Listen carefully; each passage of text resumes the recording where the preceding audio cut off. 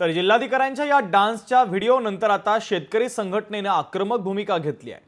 जिल्हाधिकाऱ्यांच्या प्रतिकात्मक खुर्चीची पूजा करण्यात आली तर धाराशिव जिल्हाधिकारी कार्यालयामध्ये तणावपूर्ण वातावरण पाहायला मिळत आहे।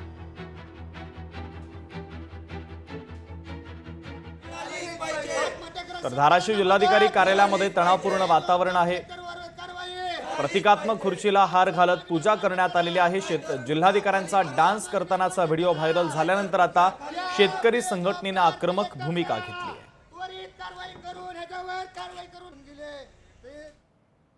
हे चुकीचे नृत्य आहे आणि हे दुसरी गोष्ट, हे देवस्थानचा कार्यक्रम नव्हता, हे समितीचा कार्यक्रम होता। 8 कोटी रुपये ह्या कार्यक्रमाचा खर्च आहे। साहेब, हे 8 कोटी रुपये जर तुम्ही मध्यस्थी केली असते ना तर माझ्या आत्महत्याग्रस्त शेतकऱ्यांना त्यांना कुठेतरी 2 घास खायला भेटला असतं, पण तुम्ही ते केलेलं नाही। तुम्ही नृत्य केलंय आणि तुम्हाला ह्या खुर्चीवर राहायचा अधिकार नाही। तुम्ही बेजबाबदार कलेक्टर आहेत।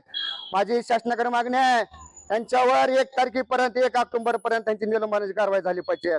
जर 1 ऑक्टोबरला जर निलंबनाची कारवाई नाही झाली तर 2 ऑक्टोबरला याच कलेक्टर ऑफिसहून आम्ही उड्या मारून जीव देणार। लोकशाही मराठी ऐका, पहा, जागरूक रहा।